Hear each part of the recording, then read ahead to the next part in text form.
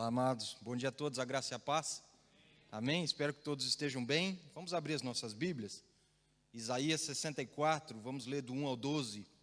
Lemos esse mesmo texto na quinta-feira e conversamos a respeito de algumas coisas importantíssimas para a nossa vida cristã. E hoje nós leremos novamente e falaremos sobre outras coisas que também são muito importantes para nós. Isaías 64, o texto diz assim: Ó, se fendesses os céus e descesses, se os montes tremessem na tua presença, como quando o fogo inflama os gravetos, como quando faz ferver as águas, para fazeres notório o teu nome aos teus adversários, de sorte que as nações tremessem na tua presença. Quando fizeste coisas terríveis que não esperávamos, desceste e os montes tremeram à tua presença. Porque desde a antiguidade não se ouviu, nem com o ouvido se percebeu, nem com os olhos se viu, Deus além de ti, que trabalha para aquele que nele espera. Sais ao encontro daquele que com alegria pratica justiça, daqueles que se lembram de ti nos teus caminhos. Eis que tiraste, porque pecamos. Por muito tempo temos pecado e havemos de ser salvos? Mas todos nós, como o imundo e todas as nossas justiças, ou melhor, mas todos nós somos como o imundo e todas as nossas justiças como o trapo da imundícia. Todos nós murchamos como a folha, e as nossas iniquidades como um vento nos arrebatam. Já ninguém há que invoque o teu nome, que se desperte e te detenha, porque escondes de nós o rosto e nos consome por causa das nossas iniquidades. Mas agora, ó Senhor, tu és o nosso Pai, nós somos o barro e tu o nosso oleiro, e todos nós obra das tuas mãos. Não te enfureças tanto, ó Senhor, nem perpetuamente te lembres da nossa iniquidade. Olha, pois, nós te pedimos, todos nós somos o teu povo. As tuas santas cidades tornaram-se em deserto, Sião em ermo, Jerusalém está assolada. O nosso templo santo e glorioso, em que nossos pais te louvavam, foi queimado, todas as nossas coisas preciosas se tornaram em ruínas. Conter-te-ias tu ainda, ó Senhor, sobre estas calamidades? Ficarias calado e nos afligirias sobremaneira? Feche seus olhos, Paizinho. Fala conosco mais uma vez nessa manhã. Queremos ouvir a tua voz. Pedimos que o teu Espírito Santo tenha liberdade no nosso meio e possa abrir os nossos olhos, as nossas mentes e os nossos corações. Nós pedimos que a nossa mente seja cativa à obediência de Cristo e que consigamos compreender a tua palavra. E não só compreendê-la, mas que possamos vivê-la na integridade. Em nome de Jesus. Amém. Amém. Na quinta-feira eu fiz uma pergunta e gostaria de fazer essa mesma pergunta para vocês nessa manhã. Se você fosse um jogador de futebol, eu faço essa pergunta de uma forma genérica, talvez você goste, talvez você não goste, mas tente se colocar dentro de um campo como se você fosse um jogador de futebol prestes a iniciar uma partida. E quando você está dentro do campo e você vai ter uma partida que precisa ser disputada, o objetivo maior é vencê-la. Pensa comigo, se você tivesse um jogador do calibre do Messi ou do Cristiano Ronaldo, ou até mesmo se você tivesse o que todos consideram até hoje o melhor jogador de todos os tempos, o rei do futebol, se você tivesse Pelé juntamente com você na mesma equipa, você ia preferir que ele estivesse jogando com você ou sentado no banco de reservas? Imagine essa situação, você é um jogador, está dentro do campo, o objetivo é ganhar aquela partida. E você tem um jogador famoso, competente, com qualidades acima da média, ao seu lado. Você gostaria que ele jogasse com você? Ou você gostaria que ele estivesse sentado somente observando o jogo se desenrolar? Certamente, se você for como eu, você vai querer ele ao seu lado, não é? Lutando com você, correndo com você, jogando com você, para que as suas chances de ganhar sejam bem maiores. Porque muitas vezes, o que os jogadores eles acabam fazendo? Eles colocam toda a sua confiança no melhor jogador da equipa. E nos momentos mais complicados, geralmente esse jogador se sobressai e a vitória ela acaba acontecendo. Só que a gente sabe que mesmo tendo o Pelé, nós podemos perder a partida. Mesmo tendo o Cristiano Ronaldo do nosso lado, eventualmente perderemos. Mesmo tendo o Messi, o Barcelona também perde. Mas se nós olharmos para a nossa vida cristã e nós colocarmos Deus juntamente conosco e darmos a liberdade para Ele atuar, nós jamais perderemos. Se Deus estiver conosco, presente, mas não atuando, nós corremos o sério risco de perder e de falhar. Mas se o Senhor estiver conosco, atuando e tendo a primazia e deixando com que cada um de nós atue nas suas posições, mas nós confiando nele, sabendo que ele sempre prevalece e faz a diferença, certamente nós venceremos. A Bíblia fala que quando 2 ou 3 ou até mais estivessem reunidos, o Senhor se faria presente. O Senhor está aqui. A pergunta que fica é, ele está como um espectador ou ele está atuando? O objetivo é que nós possamos dar liberdade para que ele atue. E quando ele atua, as coisas elas são diferentes, as coisas elas são transformadas. Aquilo que é difícil passa a ser fácil, aquilo que era impossível passa a ser possível, aquilo que era inexistente passa a ser existente. Essa é a vantagem que nós temos. Por isso que aqui o profeta Isaías ele fala, ninguém nunca viu um Deus como esse. Ninguém jamais viu um Deus como esse. Um Deus que trabalha todos os dias para aqueles que nele esperam. Eu gostaria de falar sobre esse Deus nessa manhã. E o tema dessa ministração é um Deus poderoso que nunca nos decepciona. Porque se você for olhar para os jogos, por exemplo, da seleção portuguesa, do Real Madrid, ou até mesmo agora da Juventus, você vê que muitas vezes o Cristiano Ronaldo decepciona e eles não são vitoriosos ou não foram vitoriosos. Se você olhar para o Barcelona e para a seleção argentina, você vê que muitas vezes a confiança estava no Messi, não é? Todas as apostas estavam sobre ele e ele acabou decepcionando. Até mesmo o Pelé, na Copa de 66, o Brasil era favorito, foi para a Copa e foi uma decepção. Perdeu inclusive para Portugal. Aqueles que gostam de futebol devem se lembrar disso. E saiu da Copa. Portugal tinha o Eusébio naquela época e foi mais à frente, mas também não conseguiu, porque o Eusébio não conseguiu fazer sozinho e acabou também, de alguma forma, decepcionando. Mas o nosso Deus, ele nunca nos decepciona, porque além de ele ser poderoso, ele se importa conosco. E ele é um Deus único, ele é um Deus diferente. Isaías compara esse Deus com o Deus das outras nações. E ele fala, gente, nunca se ouviu um Deus como o nosso. Ninguém nunca ouviu falar de um Deus como esse. Ninguém não tem nem a noção de como é esse Deus. E nós israelitas, nós temos esse Deus que nos criou, que nos formou, que cuida de nós e nós, por causa do nosso pecado, nós viramos as costas para Ele. Ele muitas vezes se faz presente, mas Ele não atua. E aí nós temos que pensar em tantas coisas a respeito desse texto, e eu gostaria de pensar a respeito de 3, e a primeira delas é, Deus ele trabalha para aquele que nele espera. Mas essa espera ela não é passiva, ela tem que ser uma espera ativa. Vamos ler o texto, o verso 4 diz, porque desde a antiguidade não se ouviu, nem com o ouvido se percebeu, nem com os olhos se viu, Deus além de ti que trabalha para aquele que nele espera. Nós vemos aqui um profeta que conhecia Deus. Nós vemos um profeta que, por exemplo, no ano do rei Uzias, ele viu o Senhor sentado num alto e num sublime trono, e ele se identificou com as mazelas e o pecado do seu povo, que ele disse, e agora? O que vai acontecer comigo? Porque eu sou uma pessoa pecaminosa, eu tenho os lábios impuros, e eu vivo no meio de um povo pecaminoso que também tem os lábios impuros, estou perdido.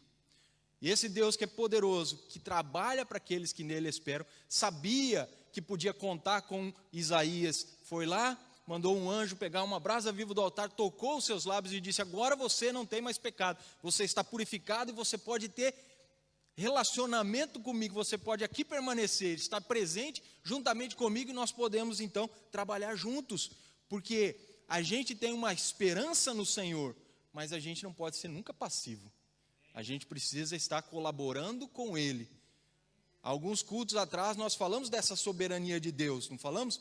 Mas ela não anula a nossa responsabilidade, de forma nenhuma. Isso é um mistério, não é? Sabemos que somos salvos pela graça, não pelas obras, mas por causa dessa graça e dessa salvação, temos que trabalhar, temos que fazer obras e perseverar nessas obras para conquistar o céu.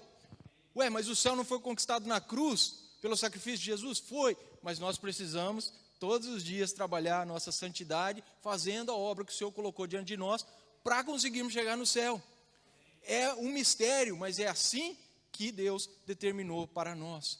E quando nós olhamos para essa espera, ela é uma espera que precisa ser ativa, ela não pode ser passiva de forma nenhuma.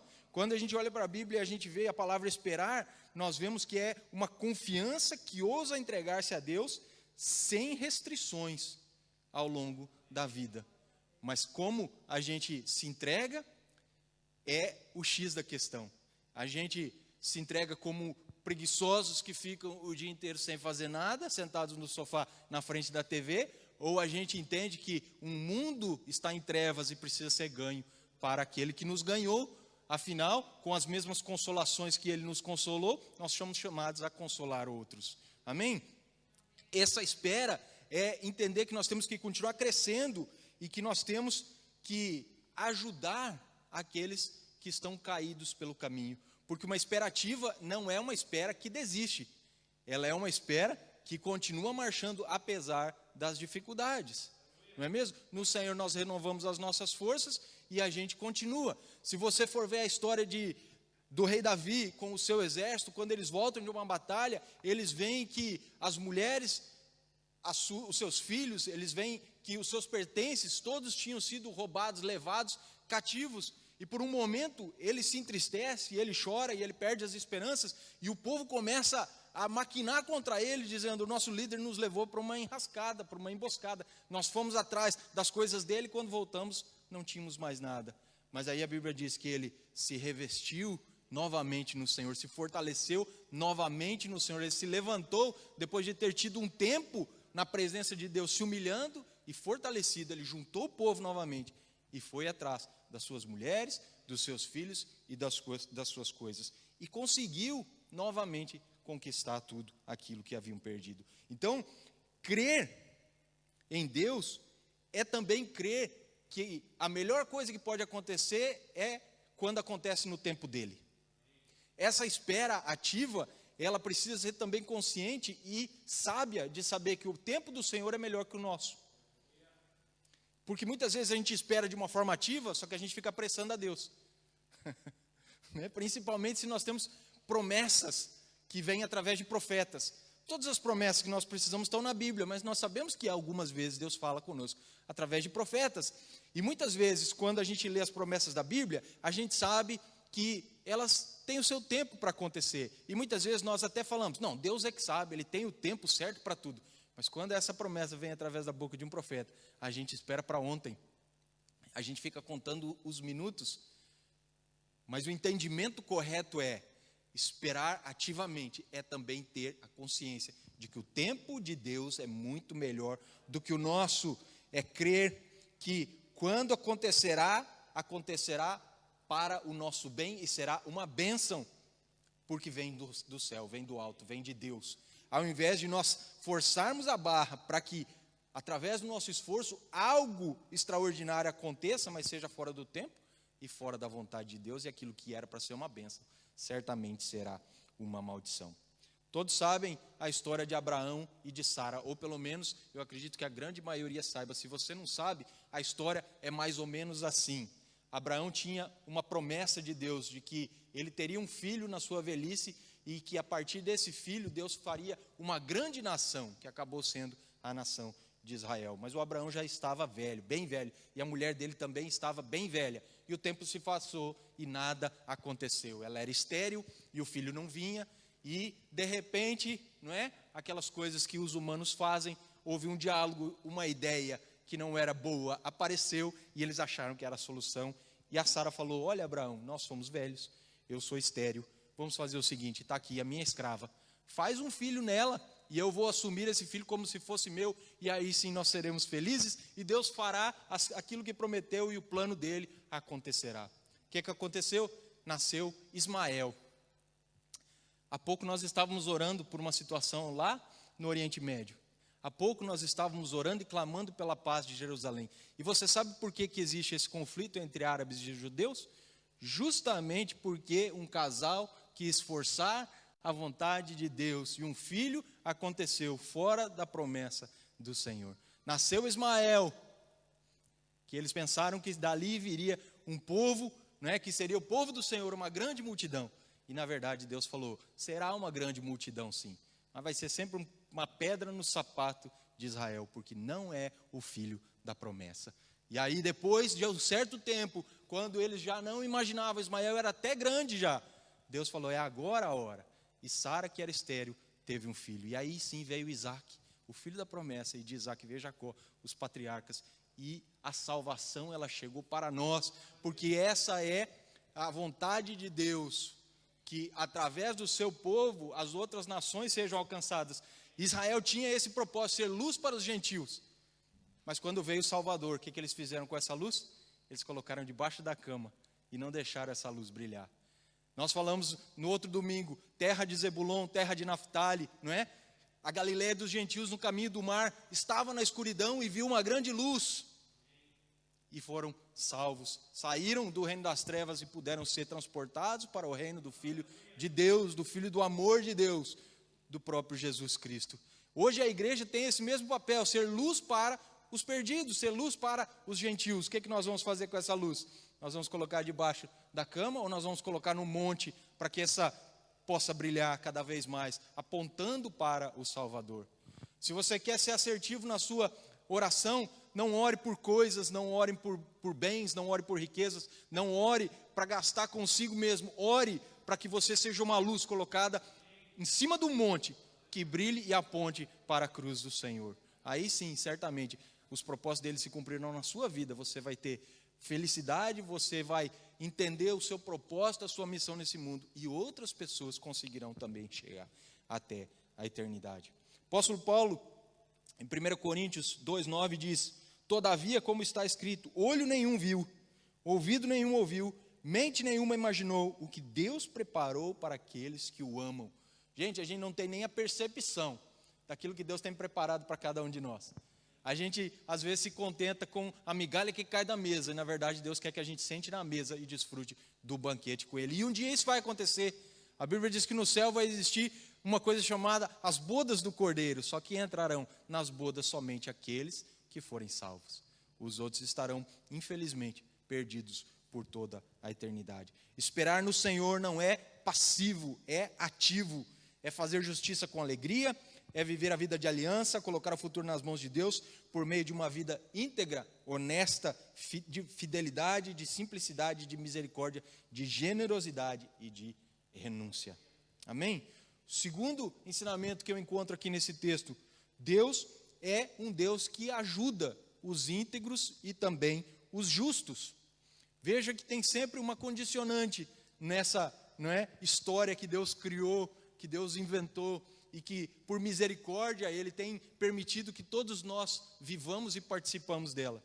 Porque a gente sabe que somos salvos por misericórdia e graça dEle, mas temos sempre uma palavra a dizer também no meio dessa salvação que Ele planejou para nós. Então, o Senhor Ele ajuda, mas a gente precisa ser íntegro e a gente precisa ser justo. E a justiça não é uma justiça própria. Olha só o que o texto diz a partir do verso 6. Todos nós somos como o imundo, todas as nossas justiças como o trapo da imundícia. Todos nós murchamos como a folha, e as nossas iniquidades como um vento nos arrebatam. Já não há ninguém que invoque o teu nome, que se desperte e te detenha. Por que escondes de nós o rosto e nos consomes por causa das nossas iniquidades?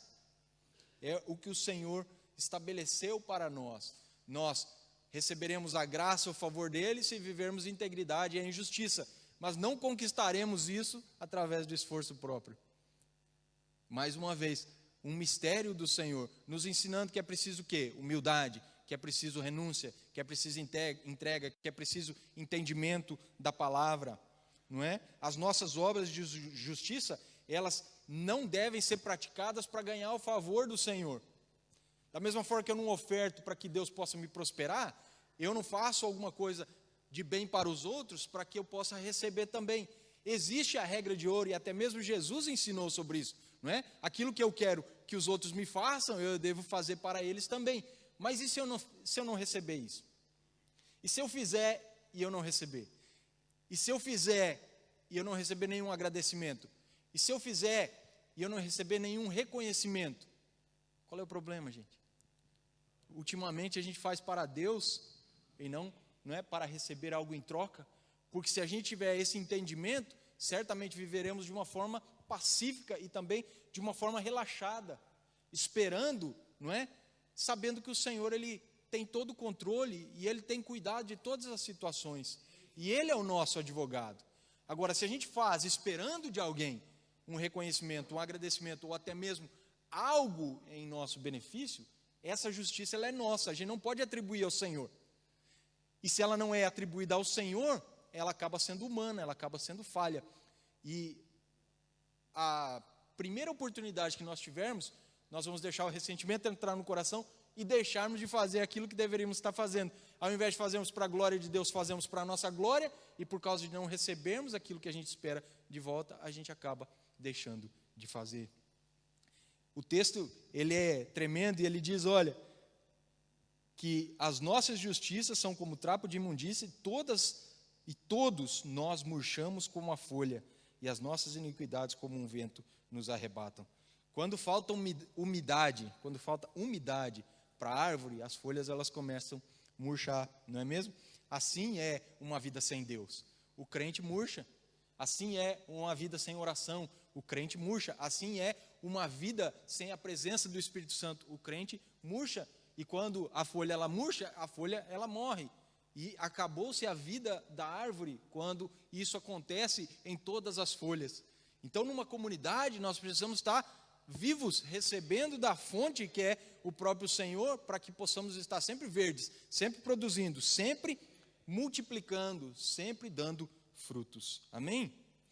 Nós temos que entender isso. Precisamos ter essa responsabilidade moral e não podemos desistir. Não podemos deixar de enfrentar as nossas falhas, as nossas debilidades. Não podemos deixar de resistir ao pecado. O pecado, ele é igual esse meu óculos aqui, que está um pouquinho sujo, que me impede de ver Deus de uma forma correta. Pecado é errar o alvo, e quando eu erro o alvo, eu estou totalmente fora do plano de Deus. Eu consigo enxergar vocês bem, só que tem uma partezinha aqui do meu óculos que está bem suja, então eu vejo vocês de uma forma borrada. E olha que eu tentei limpar esse óculos, não tentei, Sâmia? A Sâmia viu ali meu esforço, mas você viu o que o esforço humano faz? Muitas vezes ele não produz resultado. O que eu deveria ter feito? Não é? Procurado ajuda mais especializada na vida do crente. Esse perdão, para que a gente viva longe do pecado, só vem através da ajuda do Espírito Santo. O que nós temos que fazer não é tentar limpar a nossa vida por nós próprios, ou mesmo nós fugirmos do pecado. Não é simplesmente isso, é contar com a ajuda de Deus, em arrependimento, pedirmos pelo seu perdão, e aí sim Ele nos limpará completamente. Amém? O verso 5 diz: Sais ao encontro daquele que com alegria pratica a justiça, daquele que se lembra de ti nos seus caminhos. Eis que tiraste, porque pecamos, por muito tempo temos pecado, e havemos de ser salvo. Olha aqui que Isaías está dizendo, cada vez que a gente peca, mais longe a gente está de Deus, e por estar mais longe de Deus, mais a gente peca. Eu peco, eu me afasto de Deus, e por estar longe de Deus, eu peco. É um ciclo que vai nos levando cada vez mais para longe de Deus. Por isso que a Bíblia diz que um abismo chama outro abismo. Quanto mais eu peco, mais para longe eu vou. Quanto mais longe eu estou, menos eu quero estar com Deus, mais eu vou pecar.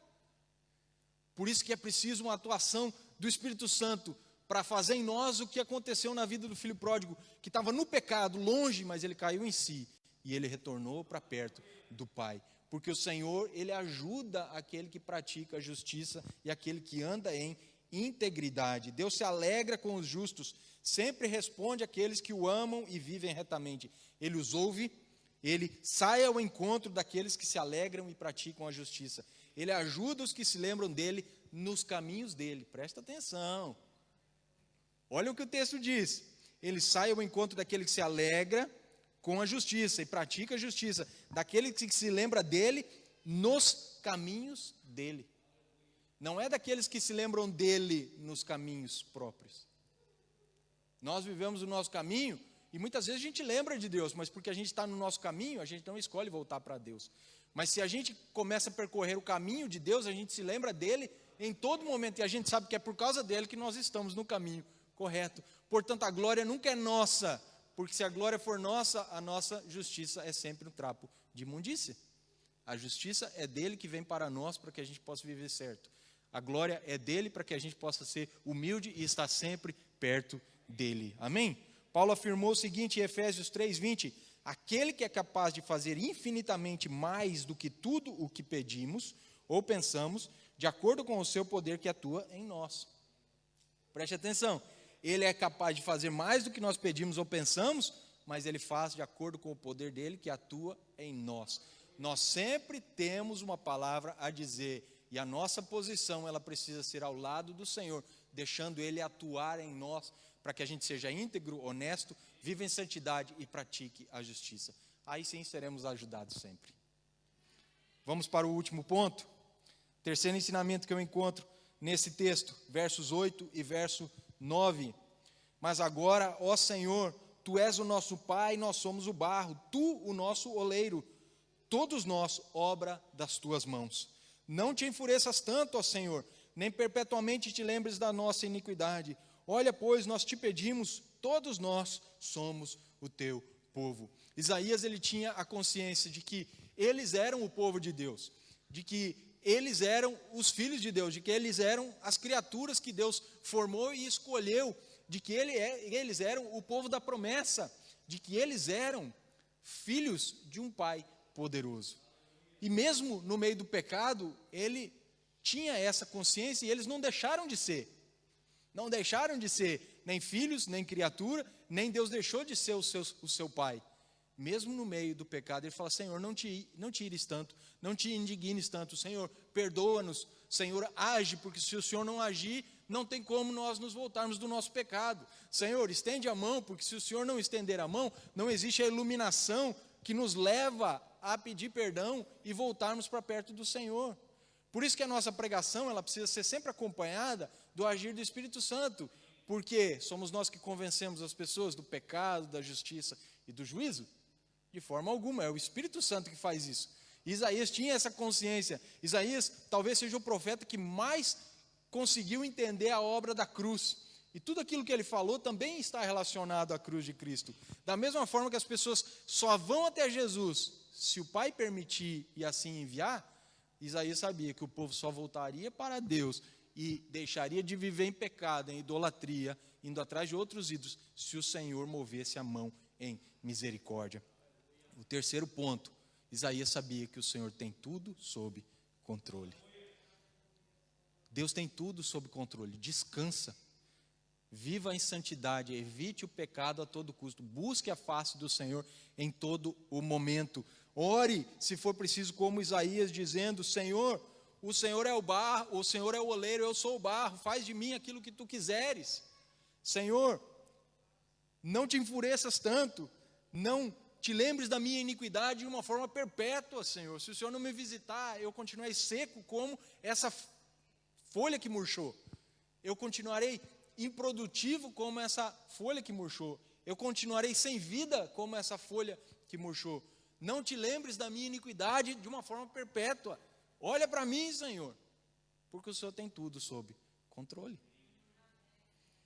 Nós vemos ele terminando essa parte dessa oração com essa súplica fervorosa, para que Deus possa deixar de se irar contra o seu povo. É um homem que estava na brecha, ele sabia do erro, mas ele sabia quem Deus era. Ele sabia que o povo estava fazendo coisas erradas, longe do Senhor, mas ele sabia que Deus era o Pai, que se preocupa com o Filho. Ele sabia que Deus é o Criador, que se preocupa com a sua criatura. E ele sabia que Deus é o Redentor, que sempre quer restaurar as pessoas, mesmo aquelas que estão longe. Porque Jesus veio para buscar e salvar aqueles que estavam perdidos. E porque eu e você agora somos salvos, isso não nos dá o direito de fecharmos a porta atrás de nós e não deixar ninguém entrar. Porque ele ainda deseja salvar muita gente, e ele deseja salvar muita gente através de cada um de nós. O profeta aqui, ele reconhece e confessa o pecado do povo, e ele expressa um profundo desejo de que o Senhor tenha misericórdia da comunidade. Será que a gente já orou por Jersey dessa forma? Senhor, tem pecado nessa terra, tem pecado, mas tem misericórdia, Senhor. Será que a gente já orou pela nossa família dessa forma? Porque geralmente, se você for como eu, você ora mais ou menos desse jeito. Senhor, salva meu pai, salva minha mãe, salva meu primo, salva o meu tio, salva as pessoas que estão na minha família, meus irmãos. Só que a gente precisa pedir para Deus perdoar os pecados deles. A gente precisa pedir para Deus ter misericórdia deles. A nossa oração não pode ser tão simplória desse jeito. Muitas vezes os textos bíblicos eles são difíceis porque as pessoas são profundas. E a oração deles vai, e não fica na superficialidade. O profeta, ele entende que o povo vivia em miséria. Porque toda pessoa que vive longe de Deus está em miséria. Está nas trevas, está caminhando para o inferno. E ele ora pedindo, Senhor, tem misericórdia. Não é simplesmente salva o teu povo, Senhor. Salva fulano, salva ciclano. É, Senhor, tem misericórdia. Porque se o Senhor não tiver, não existe salvação. Porque é sempre uma obra do Senhor. Porque Ele tem sempre o controle. Deus não perdeu o controle no tempo do nazismo, que os judeus eram massacrados. Deus não perdeu o controle nessa pandemia que a gente vive, que as pessoas estão sofrendo. Deus não perdeu o controle nesse momento lá em Israel, que o Hamas está atacando, e Deus nunca perderá o momento. No começo da pregação nós falamos sobre os maiores jogadores de futebol, que muitas vezes eles perdem o controle e eles acabam falhando. O Deus que nós servimos não é assim. Ele é infalível. Você pode colocar nele a sua confiança e tudo dará certo. Nós vemos aqui no verso 8 um apelo da criatura dirigido ao próprio Criador. Certamente na cabeça de Isaías, o oleiro não permitiria a destruição completa da sua obra. E quando a gente olha para os textos, por exemplo, de Jeremias falando do oleiro, nós vemos que Deus ele está fazendo a sua obra e ele vê que aquilo não é bom. Mas quando ele destrói, ele faz novamente para que fique melhor. Ele não destrói para acabar completamente, para fazer desaparecer da face da terra. Ele modifica aquilo para que possa ser sempre melhor e fique de acordo com o padrão dele. Quando ele criou todas as coisas lá no Éden, ele olhou e ele falou assim, e tudo é muito bom. Porque se não fosse, certamente ele faria de novo para criar uma coisa melhor que chegasse no padrão estabelecido por ele. Por meio da imagem do oleiro, Isaías não dá a entender uma ideia de soberania arbitrária, mas de um amor cuidadoso e responsável. Muitas vezes a gente fica desgostoso, irado, a gente fica furioso com Deus, porque a gente não vê as coisas que nós gostaríamos, né, de ver acontecendo. Mas Ele não faz de uma forma arbitrária. Não é como mãe e pai que tem aquela resposta preferida. É não, porque não. Mas por que não? Porque não. Não é? Quando Deus ele nega alguma coisa ou ele deixa de fazer aquilo que a gente espera, Ele sempre tem um plano estabelecido que é para o nosso bem. Os pensamentos dele são mais altos que os nossos, os caminhos dele são mais altos que o nosso. E Ele sabe o fim desde o começo. O fim desde o começo. Isaías 46:10 diz, desde o início faço conhecido o fim, desde os tempos remotos, o que ainda virá, digo, o meu propósito permanecerá em pé, farei tudo o que me agrada. Se nós formos olhar para a história de Deus com Moisés, Moisés falou assim, olha, se o povo perguntar quem você é, o que eu digo? Se o povo disser, mas quem enviou você? Ou se o faraó perguntar para mim, mas você vem representando quem? O que eu digo? Ele fala assim, fala que foi o Senhor que te mandou. Um Deus compassivo e misericordioso, que tem misericórdia de quem quer ter misericórdia. Ou seja, Ele tem o controle, não somos nós, barro, que vamos dar ordem para o oleiro. É confiar no oleiro e saber que Ele está fazendo um serviço melhor do que aquele que nós poderíamos fazer. A gente acha que se a gente tivesse no controle, a gente faria melhor. Mas na verdade, nós faríamos muito pior e não chegaríamos nem aos pés daquilo que Ele está fazendo e construindo em nossas vidas. Isaías 45:9 diz, afinal, ou porventura, o barro pode reclamar ao oleiro dizendo, o que é isso que você está fazendo? De forma nenhuma, né? Você imagina aí um carro do tipo Transformers, daquele filme, o carro que vira um robô. Já pensou o carro na linha de montagem, virando um robô e dizendo, oh, meus amigos engenheiros, o que é que vocês estão fazendo aí? Não está certo isso. É mais ou menos o que eu e você tentamos fazer muitas vezes na nossa vida. Nos levantarmos contra aquele que tem todo o poder, que tem toda a sabedoria e que com certeza sabe o que está fazendo, porque a gente acha que poderia fazer melhor. E isso é loucura. Eu gostaria de concluir com 3 versículos. Isaías 30:18, contudo o Senhor espera o momento de ser bondoso com vocês. Ele ainda se levantará para mostrar-lhes compaixão, pois o Senhor é Deus de justiça. Como são felizes aqueles que nele esperam. Você está esperando no Senhor? Fica tranquilo, você é feliz.